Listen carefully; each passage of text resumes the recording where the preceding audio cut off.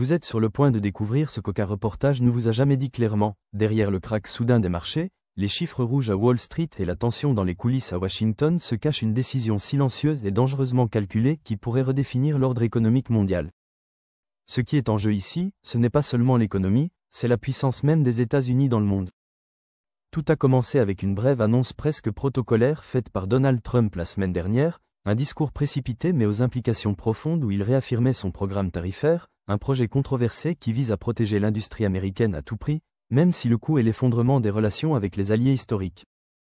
Au moment même où l'ancien président réaffirmait son discours, les marchés se mettaient à osciller comme jamais auparavant, la volatilité est revenue en force, les investisseurs se sont précipités vers les actifs sûrs, le dollar s'est essoufflé et les regards se sont tournés vers un pays qui a toujours été considéré comme l'un des piliers de la stabilité économique mondiale, le Japon. Mais ce que le Japon a fait tranquillement, sans fanfare, sans gros titres scandaleux, a laissé le monde financier sous le choc. Pas de déclarations explosives, aucune menace publique, pas de discours incendiaires sur les réseaux sociaux, le Japon vient juste de commencer à vendre massivement les bons du Trésor américain, considérés depuis des décennies comme l'un des investissements les plus sûrs au monde. Ces obligations ont commencé à quitter discrètement les mains du gouvernement japonais, ce n'était pas un mouvement isolé, il s'agissait de milliards de dollars d'obligations vendues en quelques mois.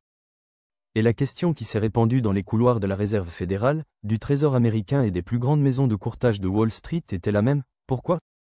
Pourquoi le Japon, qui a toujours été un partenaire stratégique des États-Unis, qui a soutenu la dette américaine avec une confiance presque inébranlable, se départirait-il maintenant de ses actifs en dollars ? La réponse, même si elle n'a pas été officiellement annoncée, se situe entre les lignes de la nouvelle politique commerciale américaine, surtout en un mot, tarifs. Le gouvernement américain a décidé de jouer dur, des droits de douane élevés ont été imposés sur les véhicules importés, y compris ceux produits par des géants japonais tels que Toyota, Honda et Nissan, des marques qui non seulement définissent l'ingénierie automobile mondiale mais représentent également des milliards d'exportations pour le Japon. N'oubliez pas de vous abonner à la chaîne dès maintenant et d'activer la cloche pour ne manquer aucune analyse approfondie comme celle-ci, car ce que nous vous révélons aujourd'hui pourrait changer votre vision de l'économie mondiale. Imaginez ce que cela signifie pour l'économie japonaise, un pays qui, bien qu'avancé technologiquement, dépend encore fortement de ses exportations industrielles pour maintenir son équilibre économique. Réduire la compétitivité de ses principaux produits sur le sol américain constitue par essence une menace directe pour sa balance commerciale, et le Japon a répondu, pas avec des mots, mais avec une action financière précise et dévastatrice. Si les États-Unis veulent jouer dur, le Japon peut jouer durement avec la dette américaine. Comprenez-vous la gravité de cela ? Les États-Unis doivent actuellement plus de 33 000 milliards de dollars. Pour maintenir cette dette en vie, le gouvernement américain vend des bons du Trésor à des investisseurs internationaux, et qui a toujours été parmi les plus gros acheteurs de ces titres. Le Japon. Mais désormais Tokyo envoie un message, et cela ne concerne pas uniquement Washington, c'est pour le monde entier. Pendant des décennies, l'alliance entre les États-Unis et le Japon s'est construite sur des intérêts mutuels, la sécurité militaire, la coopération technologique et bien sûr, la stabilité financière. Le Japon a acheté des obligations américaines, contribuant ainsi à financer le déficit américain. En contrepartie, il garantissait un accès privilégié au plus grand marché de consommation de la planète. Mais que se passe-t-il lorsque cet équilibre est rompu ? La réponse est ce que nous commençons à voir, changement de posture, un recalibrage.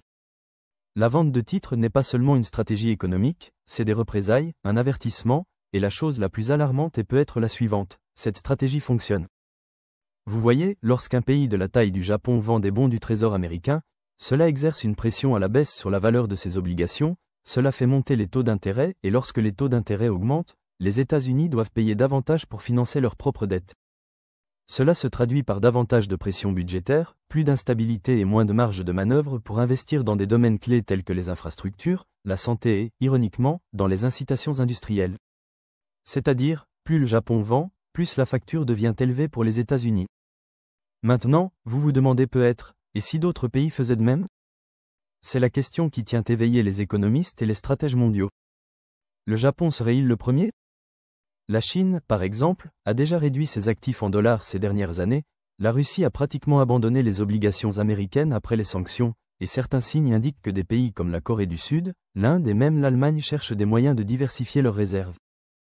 Nous sommes confrontés à un mouvement géoéconomique de DE-dollarisation au cours duquel les pays commencent à réduire leur dépendance à l'égard du dollar en tant que monnaie de réserve mondiale. Et si le Japon, l'un des plus grands alliés historiques des États-Unis, se sent motivé à suivre cette voie, qu'est-ce qui pourrait en arrêter les autres ? Le plus curieux dans tout cela est l'absence de réaction formelle de la part des États-Unis. Il n'y a eu aucune déclaration du Trésor américain, pas de conférence de presse de la Réserve fédérale, juste des spéculations et des rapports timides d'analystes de marché essayant de déchiffrer les graphiques aux baisses abruptes. Peut-être parce que reconnaître le problème signifie admettre que la politique commerciale adoptée par Trump entraîne des conséquences graves et inattendues. Peut-être parce que personne ne sait avec certitude jusqu'où le Japon est prêt à aller, et peut-être parce que ce n'est que le premier acte d'un jeu beaucoup plus long. La grande question désormais n'est pas de savoir si les États-Unis seront touchés, la vraie question est, combien de temps Washington pourra-t-il tenir sans le soutien financier de Tokyo? Et surtout, nous sommes confrontés à une nouvelle forme de guerre économique dans laquelle les ennemis n'ont pas besoin de traverser les frontières, de tirer avec des armes ou de nouer des alliances militaires. Vendez simplement, silencieusement, et que l'Empire s'effondre sous ses propres dettes. Il ne s'agit plus d'un épisode courant dans l'économie mondiale, c'est un changement de paradigme, et tout a commencé par un clic de vente dans le système financier japonais. Mais si ce n'était que la première réponse du Japon, la suite pourrait être encore plus dévastatrice. Imaginez que vous consacrez des années à développer la plus haute technologie automobile de la planète, investissez des milliards dans la recherche, menez des innovations durables, développez des moteurs hybrides primés et gagnez la confiance de millions de consommateurs à travers le monde. Imaginez maintenant que d'un instant à l'autre, le plus grand marché de la planète vous ferme ses portes avec un timbre non bienvenu appelé tarif d'importation. C'est exactement ce à quoi le Japon est confronté lorsque les États-Unis ont décidé d'imposer de lourds droits de douane sur les véhicules électriques étrangers. La cible n'était pas seulement la Chine, sans le dire ouvertement, le gouvernement américain a enfoncé un clou en un allié de longue date, le Japon. Et maintenant, pour la première fois depuis des décennies, le Japon a répondu avec force.